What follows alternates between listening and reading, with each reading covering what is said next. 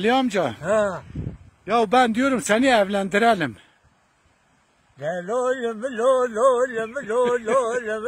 Lo.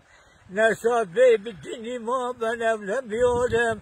Ben bu ilk evlenmede evlenmişim. Ben ona lo bezar olmuşum. Bana evlenmek vahattır, ben evlenmiyorum. Ey lo biliyorum. El garibe lo ve la ta'lo ve zukamehu. Ne evlenmektir? Bunu getirdi, bunu beni mahvetti. Ya Ali amca şimdi ne için diyeyim ha? Şimdi Emine teyze Allah var. Çok güzel bir komşumuzdur. Çok temiz, çok dürüst ama o da yaşlanmış artık. Ben rahat etmiyorum. Ama o artık yaşlanmış. Ben diyorum sana böyle daha genç birini getirelim ha. Yo. Almam. Gençler sana mübarek olsun.